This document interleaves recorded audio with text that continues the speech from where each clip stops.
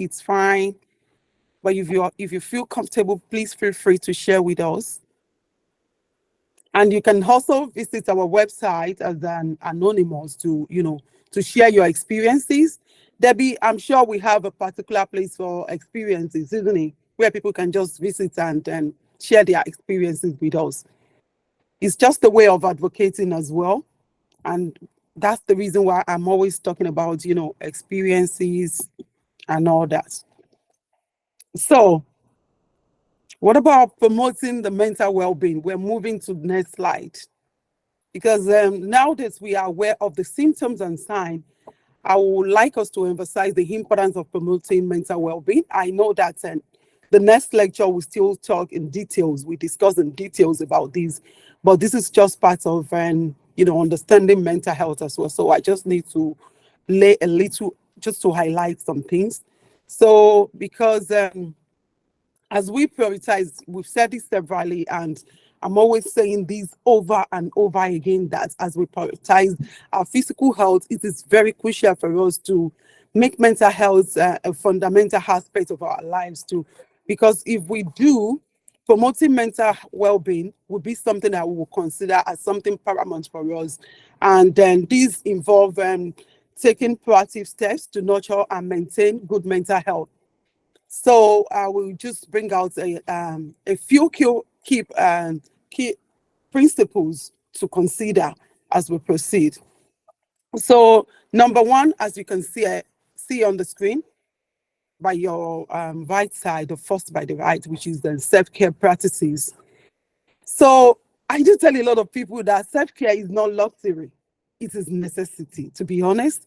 Taking time for ourselves, engaging in activities that bring us joy, relaxation, and prioritizing our physical and emotional needs, they are very essential for our mental well-being. And it doesn't necessarily have to be, you having 500,000, 200,000, 100,000, 50,000. It could be naira. It could be just with 1,000 naira.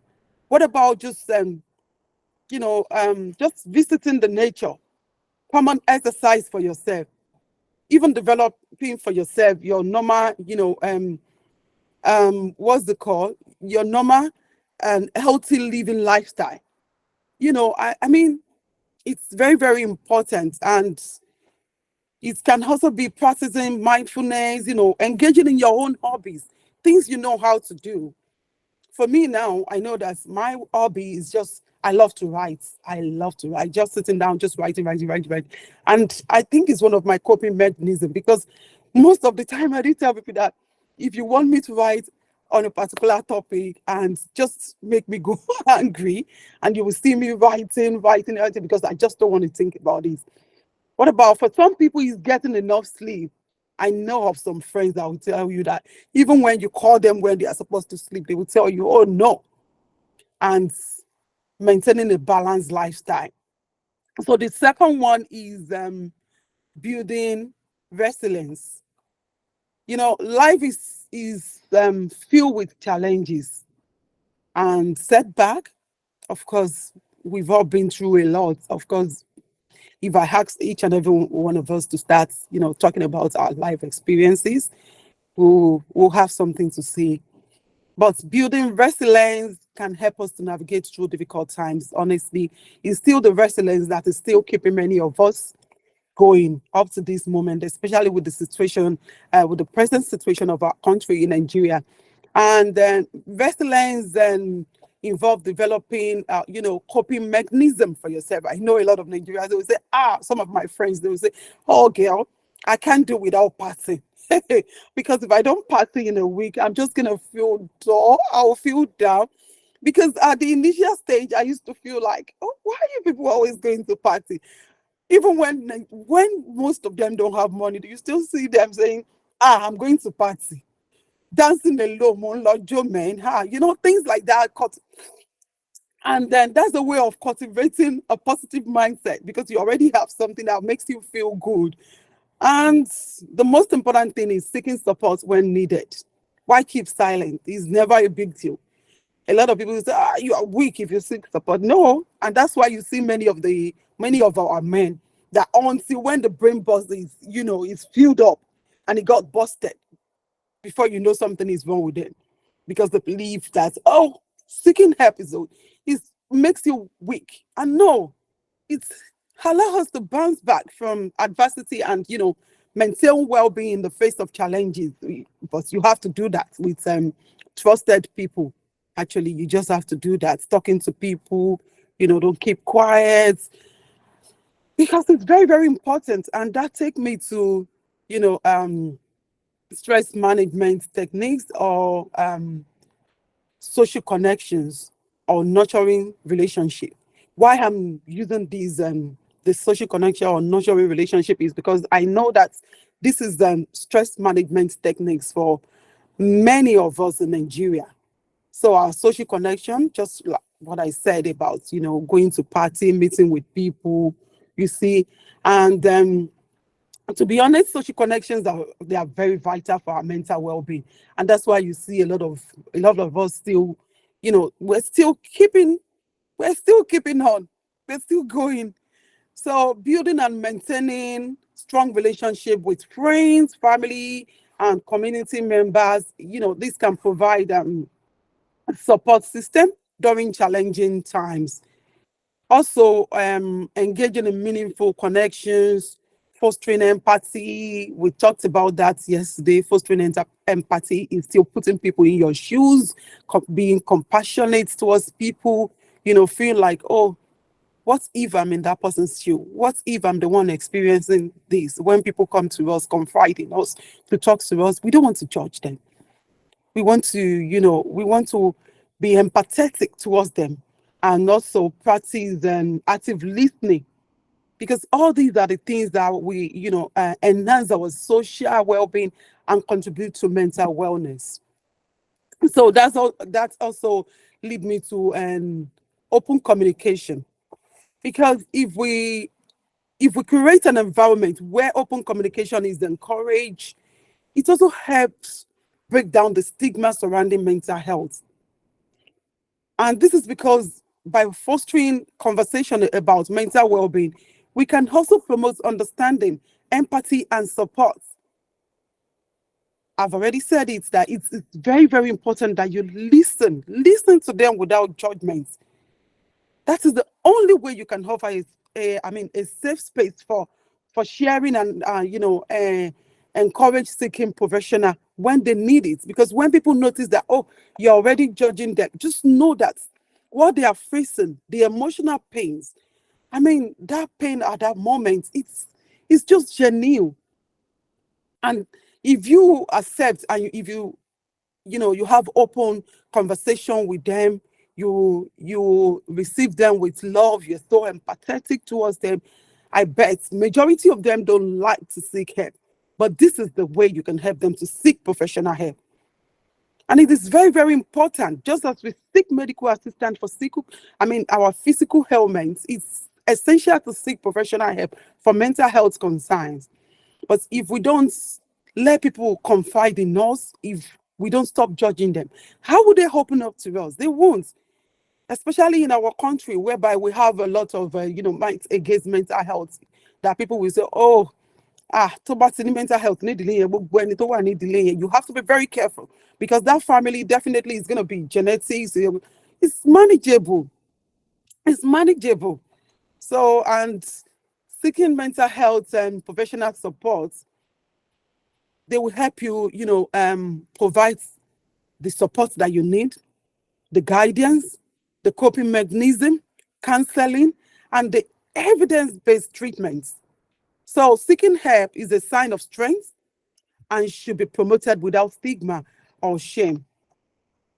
So, and then, okay, it's not that. There's something I also love to talk about, which is then creating supportive environments, which is about our schools, our workplace, and community. Sincerely, they play a significant role in promoting mental well-being. So I like to say that by implementing policies and practices that prioritize mental health in our school work, and even in our little community alone, you know, um, For instance, for some workers in Nigeria, I've heard of some of my friends talking about flexible work hours. Here, of course, we have flexible work hours for parents, and then we don't even have stress management programs, the mental health and resources. And if we don't have all this, how can we create environment that supports the well-being of individuals? How can we do that? Which is the reason why education and awareness, it's very, very important, because educating ourselves and others about mental health help break down the barriers and misconception that is attached to mental health. So that is why we're here today, promoting mental health literacy, providing information about available resources, which we're going to look into later, and raising awareness about common mental health issues to reduce stigma. Because if we empower individuals, we're helping them to lead fulfilling lives. We're contributing to positively to the communities. And we're also helping even our generation to come, our children, because if you raise someone now, it will definitely move to the next generation. We're helping them to reach their full potential. And I say to you again that this is a collective responsibility, and it requires efforts from every individuals, the community, and the policy makers. So I want us to go to the next slide, which is as usual, our questions. So I want you to pay attention to the screen and also participate. So we also want you, if you know you don't want to speak, it's okay. If you don't feel comfortable speaking, you can write in the comments box is there. And also, but I would love that you speak out. Please, I just want people to speak up. I want to hear your voices. I don't want to be the only one speaking, because it actually motivates me. It motivated me yesterday. So that's our question. Debbie, are you here for us? I am here. All right.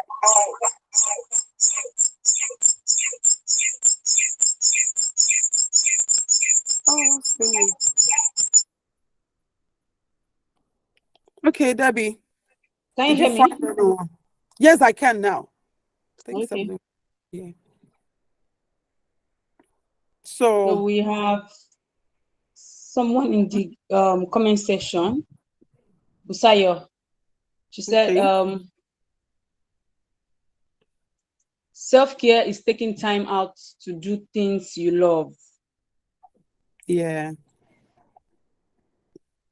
And Okay. Saliu, your hand is raised. You have the floor. Yeah. It's true. It's taking time how to do things that you love.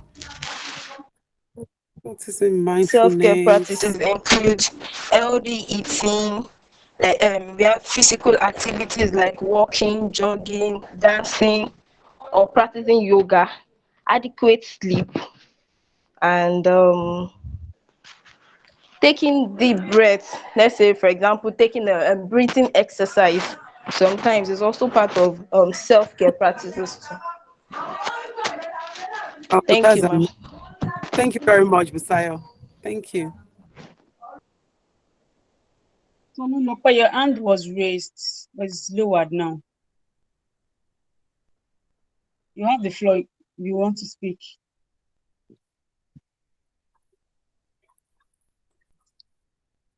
We have okay, Lopa, you have the floor.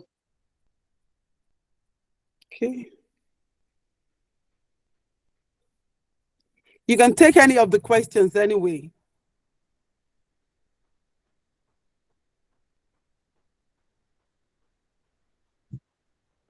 Okay, Okay. sorry, hello. Can you hear me? Yeah. Okay, yes. Yes, Good please. afternoon, ma. Good So I afternoon, wanted to ma'am. say prioritizing yourself, especially maybe as mothers, you know, or people who like take responsibility for others, maybe leaders. There's a tendency to always consider others first, and you just forget to take care of yourself, or you just neglect yourself. So I think that self care can be, like prioritizing yourself. Sometimes you can truly be selfish. sometimes and say, okay, this moment is just for me. And you're saying no to every other person. It's okay to say no sometimes. Yeah, true. So true. Debbie, do we have any other person?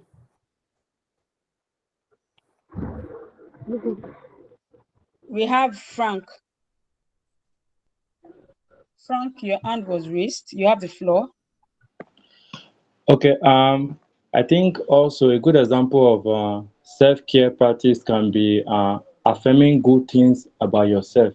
Because I've seen a case where someone was depressed as a result of people telling her that she's not good looking and stuff like that. So, Mm. telling yourself that you're beautiful, telling yourself that you're wonderfully made and stuff like that can also be a good example of self-care health practices. Thank you very much. Thank you very much, Mr. Frank. Absolutely. You're right. I know a lot of people, we tend to, judge ourselves so quickly that we're not adequate enough, both physically or in life, or when we have to grow our self-development. And it's not so. We're growing. We're growing. No one can tell you how good you are except yourself. You look at the mirror someday and you tell yourself how beautiful, how wonderfully made you are. It's a good technique indeed. I was looking for something actually on my phone. I wrote an article yesterday. I think I will just send it out there be later. You can help me share with them. I can't find it at the moment. I was looking for it. And it's exactly about what the first person that spoke, I think Mr. Mies, I don't know, and Mr. Frank said, which is about some of us as parents, we tend to neglect ourselves. And many of us, some of us that I think what prompted me to write that poem is basically because people tend to look for more. They keep looking for more from you, and they don't even know what you are dealing with yourself. And sometimes you may not even have the time to respond to people's messages, or maybe when they need financial support at that moment. They don't even know, because they look at you that, oh, this person should be able to make provision for all our needs, should always be there. And that's because you make yourself available always. You are always been there. But that moment, they don't even understand. But we just have to be nice to people. And if they are not nice to us, you have to be nice to yourself. Look at it yourself. Say to yourself that, oh, I know that I've always done a lot of things for people. And at this moment, if I'm not capable, it's fine.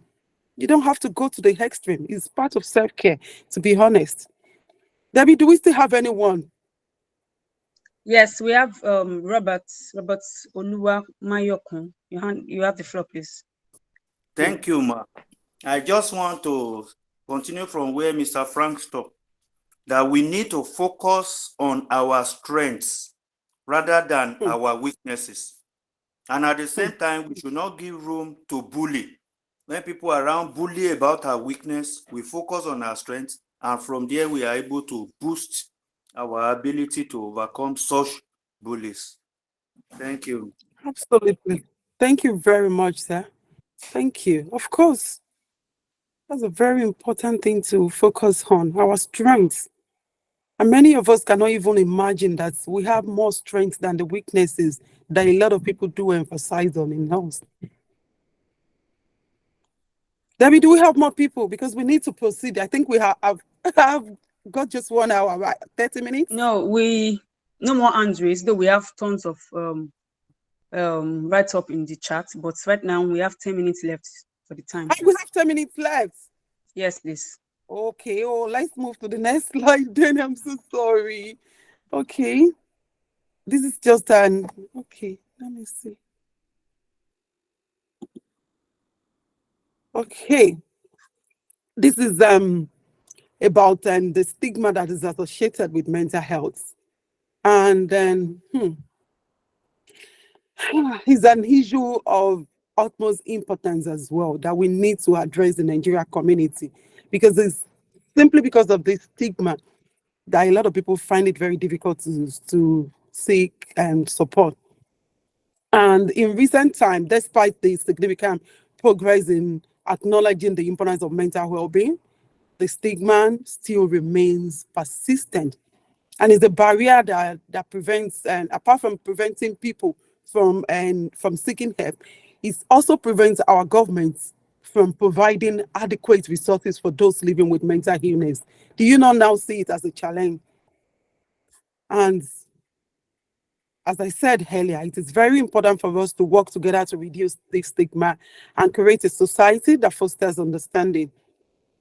And to be honest, I do tell people that stigma is born out of ignorance, fear, and prejudice. It perpetrates stereotypes and misconception, leading to discrimination and isolation for those experiencing mental health challenges.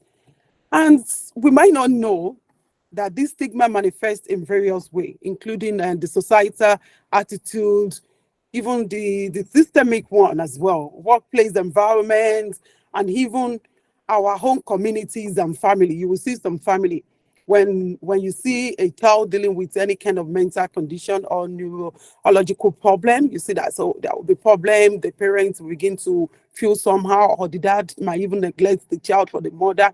And how can we even combat this? Through education. For me, I believe that education is a powerful tool for dismantling stigma. I, which is why we're here today, because by providing accurate information about mental health, common conditions, treatment options, we can dispel myths and the challenges. I mean, the misconceptions of mental health, which is the main challenges that we have in the Nigerian community. So it is essential for us to promote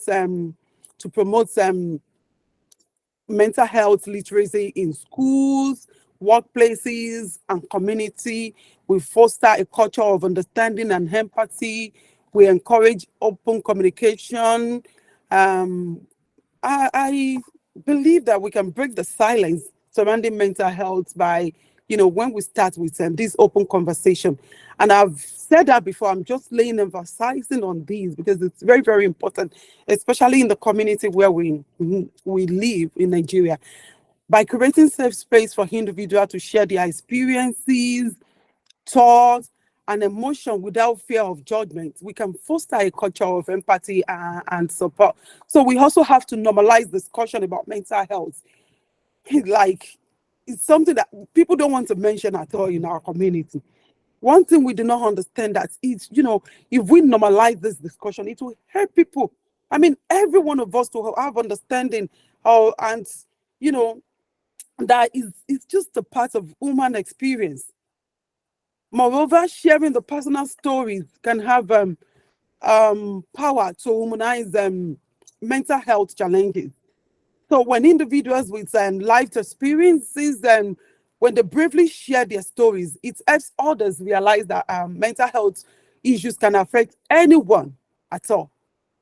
This story can also inspire empathy and understanding, eroding the stigma and encouraging others to seek support. So we need to stand up to challenge stereotype because many stereotypes perpetrate the stigma surrounding mental health, to be honest. We must challenge this stereotype by highlighting that mental health conditions do not define individuals or their capability. That is the truth. So emphasizing the strengths and achievements of individuals with mental health, just as some of my people said, that it can help break down barriers and reshape societal attitude, which is very, very important. We want to lead by example. Every one of us, I'm sure at the end of this educational program, we can lead by example by demonstrating compassion, empathy, and support towards people facing mental health challenges. You know, by treating them, we set an example for others to follow. Because I believe that everything starts from the family. Maybe that if daddy and mommy meet someone on the way that is dealing with mental illness and they deal with them with empathy, they are not scared, they are not running away from them because they are not violent people. The next time, if the child sees someone, of course they will be willing to offer an helping hand as well. These include actively listening, offering support, encouraging individuals to seek professional help, and without judgment. And the most important one is advocacy and policy change. Are we all ready to advocate for policy changes that prioritize mental health because it is very crucial in reducing stigma. And these then include fighting for equitable access to mental health services, increased funding for mental health programs, and integration of mental health into aspects of healthcare. And then I believe we all can do this with us as well. You can, if you go to your office environment, if you in your local communities, you can speak to them about the foundation. And if they have any, anything to support us with, we're also looking for collaboration. And we all can come together to create a society that values and supports mental well-being. So reducing stigma surrounding mental health is a collective responsibility. And it requires efforts from individuals, from the communities, and the institutions as well. And by fostering understanding, empathy, and acceptance, we can create an environment where individuals feel safe to seek help and support without fear of judgment or discrimination. So let's just take a few questions and we'll just quickly, highlight the myths surrounding mental health. We've talked about some anyway. Debbie, let's just take the questions and we'll be rounding up. I will just talk about the available resources, that we have, and then we'll be rounding up. I think we're rounding up already. Debbie, am I still here?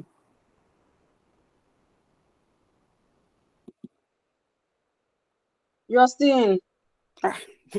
Just wondering because I can't even hear any voices. Okay, let me take it back to the slide then.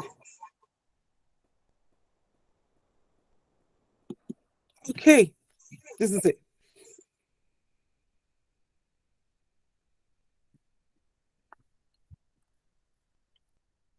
Or do you just want me? You can also type in the comment section. So I've been out of the country for a while, and I'm sure you all are there. So if you can just please talk to me or tell me about some misconception or stereotype about mental health in Nigeria presently. What are people saying? What's happening to people living with mental health condition? Do they still believe that people with mental health condition are dangerous, they are unpredictable, or seeking help from professional is a sign of failure? Just think, look We have around. some hands raised. All right. We have Frank, you have the floor. Okay, I think one misconception about mental health is this idea that one would likely go down with some mental disorder as a result of offending the gods of the land or the culture of the land and stuff like that. So I think that's one basic misconception about mental health. Thank you very much. Thank you very much, Mr. Frank. And then, do you all believe that? Then Yes. do you believe that, Mr. Frank, that if someone offends the gods, then the person will have to deal with mental health conditions? No. I actually don't believe in that, actually. I don't That is believe a in it. just fallacy, to be honest. Because if, I don't know, with physical illness as well, does that mean that people living with terminal illness is also offending the gods? No, absolutely no. We have Mr. Tolulokpe. I don't know whether it's Mr. now or Mrs. We have Tolulokpe now. You have the floor, please. Okay. Yeah. So I think it's also associated with some spirituality in the sense that they think that anybody who has a mental illness is demonized. If the person has a demon or like it's a spiritual problem. So that way it actually makes it difficult to ask for to get help or come bring the person to some form of their professional help because in the first place they are looking for a church or a mosque or something to take the person to cast out the Yeah, demon. yeah. Thank you, ma. Thank you very much. Thank you, Tolu. That's just the truth about people's misconception as well here. Most of our African people that are already here for years, they still have that belief. And that is the reason why NHS introduced holistic healing. Because for some people, even when they are perfectly okay, they've taken medication, they are going through counseling, they are okay, they are, I mean, they still have to take them to their pastors and their far before they can get healed. And that's because they have that mindset. It's just the conception that's no, I have to see my pastor, you must pray for me. And for this reason, a lot of people don't even seek help. They would rather go to Alagbo. They will say, I'm going to take herbs. Alternative medicine is okay. I'm not against it. Of course, it's even advisable that you seek alternative medicine now, even the professionals, the scientists. But if you are seeking alternative medicine, is it approved? There are some questions that you need to ask yourself as well. And then what's the point? Even if you're seeking alternative medicine, you still need to go for medical checkup as well. Speak to a professional.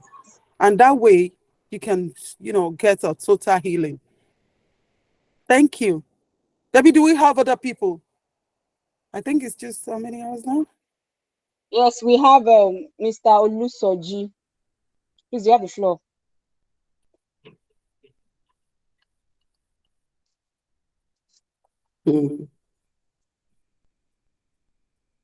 Hello, can you hear me, please? Oh, yes, sir. Please go on. Okay, yeah, there is this misconception that almost all mental illness, or some of them, are actually spiritual. How do I mean? I give you a scenario. Okay. In Nollywood film, there's something we call minimal brainwash, which has happened to almost everybody in Nigeria.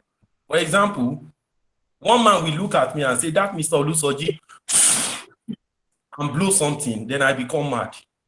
And I go to the market, and some of my family will come and just arrest me and take me to hospital.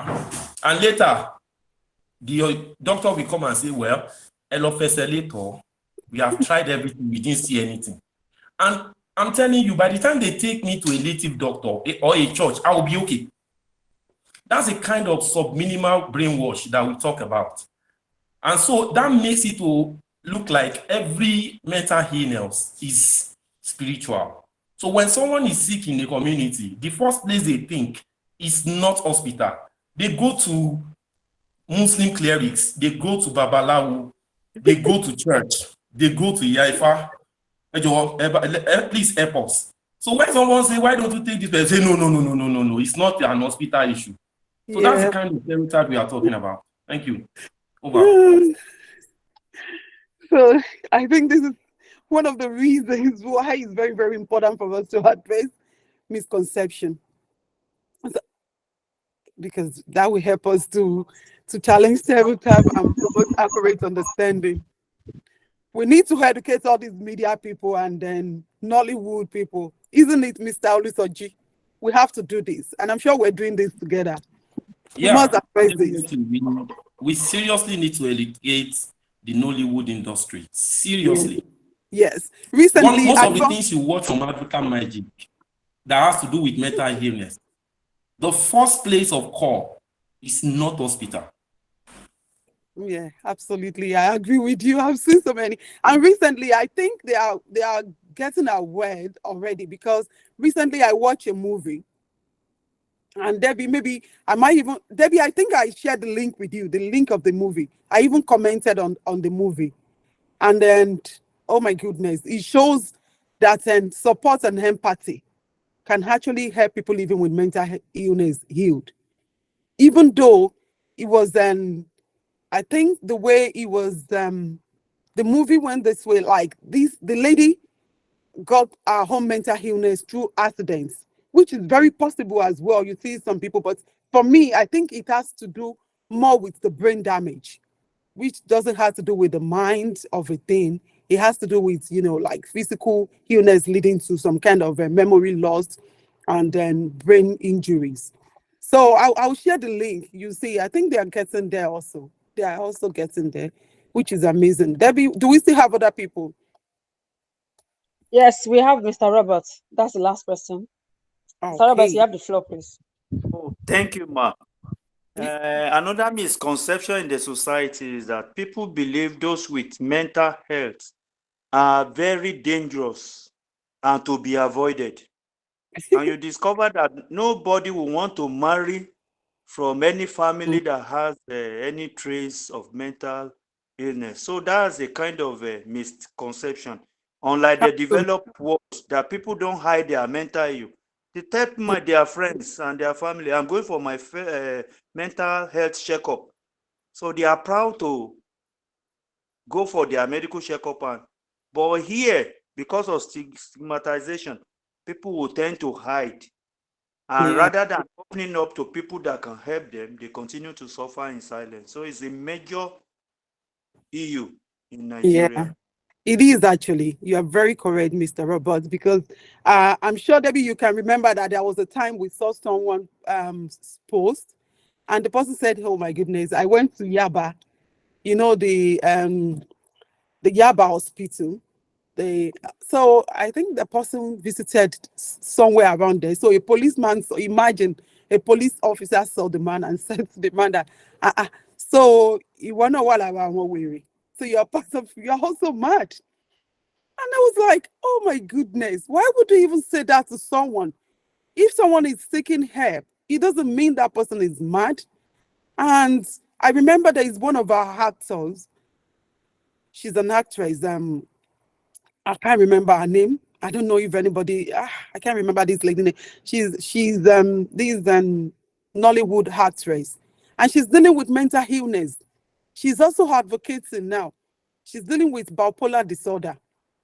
And you can imagine, even the husband. I'm glad that we have professionals that are educated, that empowered the husband. And I listened to one of the comments of the husband. I listened when the husband had this speech, one of the speech rather. And when I listened, the husband talked about how he has been showing love to the wife. And then this begin, I think it started from it could be something like after childbirth that this bipolar disorder started. And she had it before. Imagine, and she's performing well.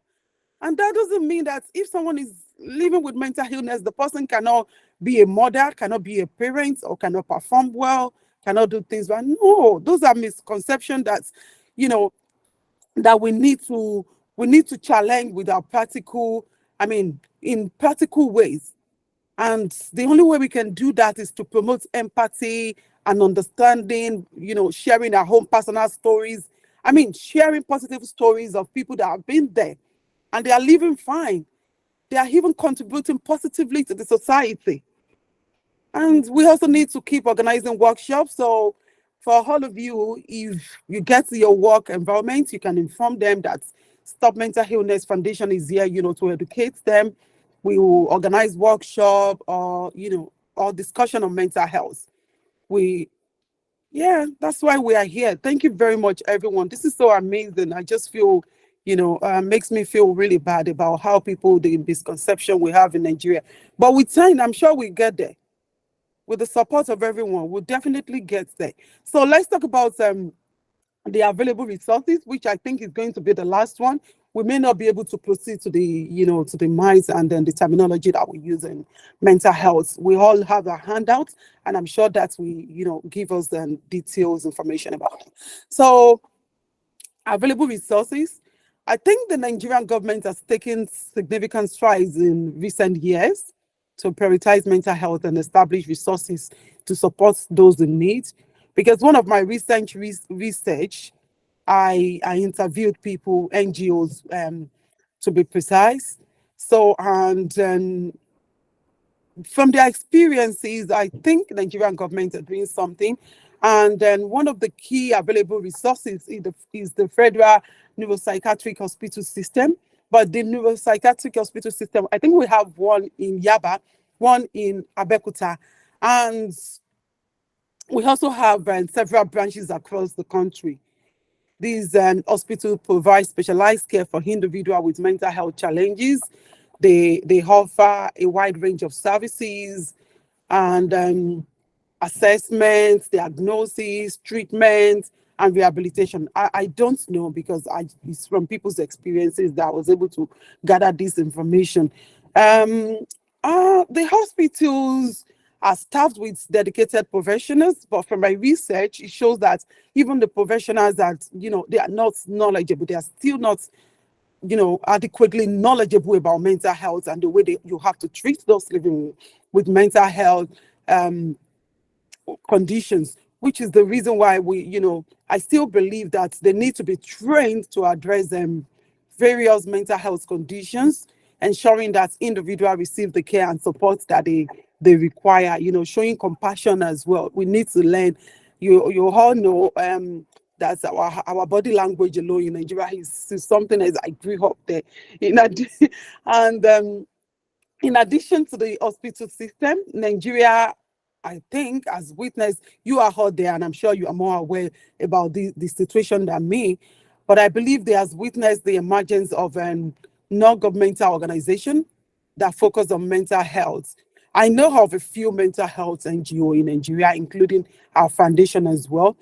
So, and to be honest, we play a crucial role in raising awareness, reducing, if I say we play, I mean some of the organization, not just Stop Mental Illness Foundation, in reducing stigma, providing support to individuals affected by mental health conditions. And we and other NGO, we offer counseling services, helplines, and community outreach programs. And this is aimed at, just promoting mental well-being and offering assistance and a safe place for individuals, to seek that help when it is needed. So we are also thankful for the digital era, which has ushered a new wave of mental health resources in Nigeria.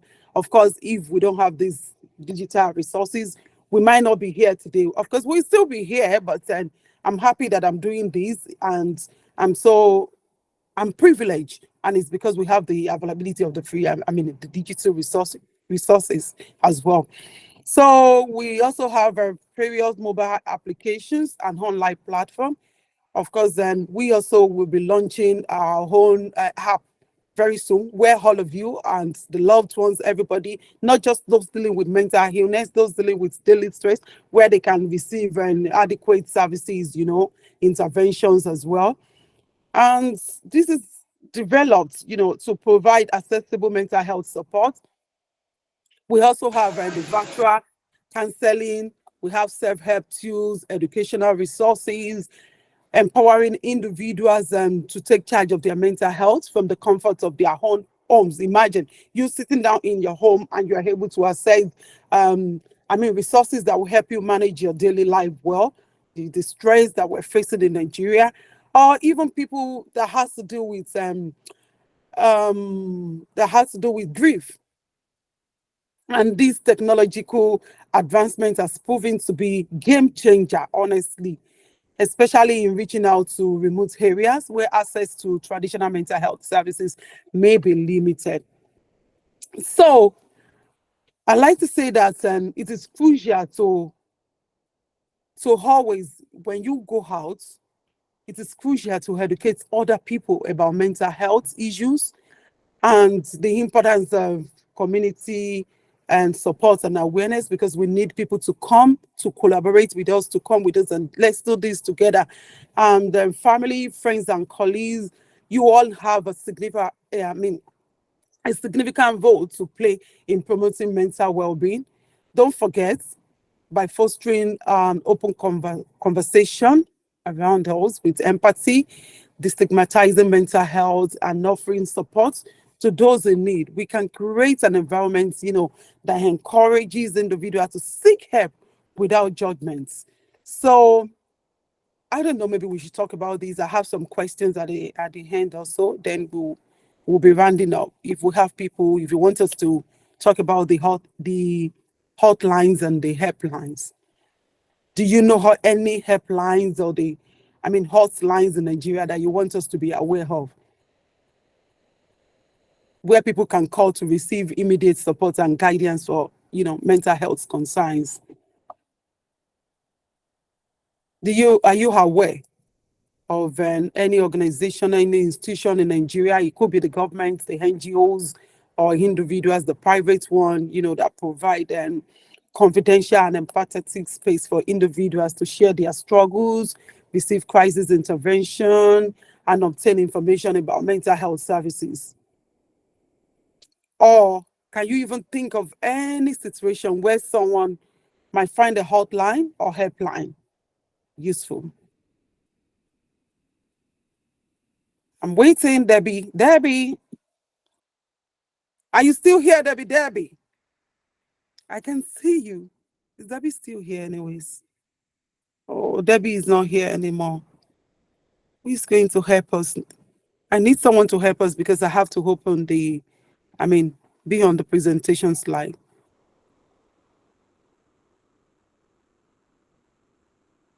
Where's Mr. Robert, Mr. Olusoji? Can somebody help us take the... Am I still here anyway? I don't know if I'm just talking. Yeah, yes, we can hear you very well. Okay, thank you, Mr. Eminike. Thank you very much. Mr. Robert, please, I don't think Debbie is in anymore. If there's anybody that can help us, take the names of people raising their hands so that they can comment, then I can go back to the presentation slide.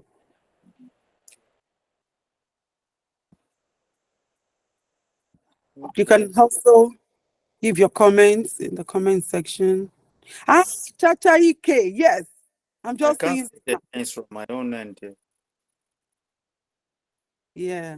Thank you, Augustina. It's Chacha Ike, one of the Nollywood actresses dealing with mental health condition, bipolar. And she's doing well. Imagine, she's been doing well from day one. That shows you that people living with mental health condition can live a good life. Yeah, it just needs to be managed. For some people, counseling alone is enough, to be honest. For some people, it's just a temporary pains. And all they need is counseling, somebody to reassure them and let them understand that it's going to be okay, which is the reason why we need to be selective of the choices we make in life, our words, how we present our words to people, how we handle situation, because sometimes it could just be your words like we injure people. And it's very, very important that we work on that. It's just a way of promoting mental health as well in our community. Thank you. Yeah. The mental illness is infectious. No, definitely not. You can't get it from people. No way. But I think being around people living with mental illness, especially for our children that are just growing up, they can quickly take one or two things from them and then they start displaying symptoms of mental illness, which is the reason why they always provide support for children living with parents who have to deal with mental health conditions. Okay, do we not have people? I'm sure you're all aware of, if you're not aware of any hotlines, you are aware of our services that is aimed to help individuals navigate their mental health concerns and develop coping strategies. We have support group. We provide safe space for individuals to connect and share experiences with others who are facing similar mental health conditions. We also have our website where you can see adequate information about any kind of mental illness. We offer a range of information, educational materials, and self-help resources. So, can I go to the next slide? Yeah, I think we've talked about mental health issues are not reflection of personal weakness. So, with all these, we've talked about the myths. We didn't even know we've talked about it, which is just the misconception that people have, right, about people living with mental health condition. You can see the stigma. These are some of the terminology that we do. Yeah, is the stigma, the resilience, self-care. We've talked about this therapy. We've talked about therapy, the trigger, which can be, specific events. We talked about that yesterday. Situations, psychological and emotional reactions. And we also want to stop calling them because I know I've heard this from majority of Nigerians. referring to them as what's it called? And you said, Only psycho. Only oh, psycho. this, oh my goodness, I've heard that on several occasions, and I keep telling people that no, you can't say to people that actually psycho ni any. Ọ̀rẹ́ èèyàn ò gbádùn o, you know, things like that, so many names. So it is also very important for us. Again, I just want to conclude with, you know, the summary of some things we've done, that we have to dispel the misconception about mental health and also gain a clear understanding of the terminology associated with mental health. And then I'm sure I will be sending some terminology as well. So we also need to debunk the myth that mental health is a sign of weakness or personal failing. Mental health is not a character flaw. It's an integral part of our overall well-being. We all have our mental health, but when when our mental health is, you know, is being affected, then it becomes mental illness. And just as we take care of our physical health, we must also prioritize our mental and emotional well-being. It's very, very important. And then mental health and encompasses our thoughts, our feelings, our behavior, and it affects every aspect of our life if it's not well taken care of. And then, as I said earlier, I'll be sending and the terminology. I know that there are some, or do you have idea of any the way people address people with mental illness in Nigeria? Do you have any, is there anybody that have, you know, the way they address them? Someone just said, only psycho, you know, things like that. I just want to know. Hello? Oh, you don't seem to see people. Am I still in or I'm just talking? We are hearing So, you. if Yes, nobody, yeah. thank you. All right. So let me just conclude by saying that it is very important for us to promote mental health, and it requires collective efforts and responsibility. Um, Mental health is not an individual issue. It is a societal concern that affects each and every one of us. We must work together to create awareness, to foster understanding, and advocate for accessible and affordable mental health services. And by prioritizing mental health, we can build a society where individuals feel empowered to seek help, where they feel, you know, they feel supported, and where everyone can thrive as a society. So I'd like to invite all of you to join us in this journey, because I believe that together we can create a world where mental health is treated with the same importance as physical health, and where those living with mental health conditions are supported, understood, and empowered. So thank you very much, everyone. Do not forget, please give us, follow us on our social media platforms. Visit our website, www.smrhealthnigeria.org, for more information about health, about mental health. And I'm sure you all will be present here next week to attend the second week of our lecture. Thank you, everyone. Thank you so much. So now, Thank you, Ma. Thank you thank you very very much. much, sir. Thank you, ma'am. Thank you, everyone. Thank you very So much. I like to take some questions from the audience. Thank you. My audience is missing with E. Questions from the audience.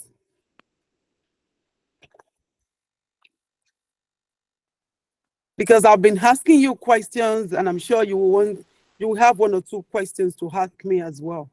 Do you have any questions for me? Or do you want to send your questions through Debbie? Or do you have any contribution?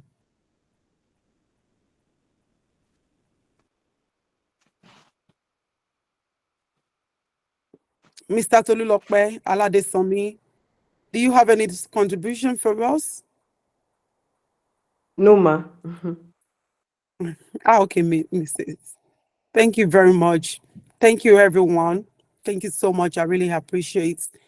And then, if you think there's any way we can improve, you can please send us messages or review, and then we assure you that we'll reflect and make necessary adjustments where needed.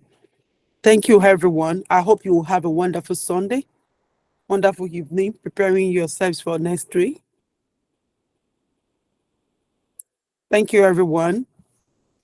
Oh, thank you, Busayo Okini. Thank you, everyone. Thank you. Have a wonderful week ahead of you.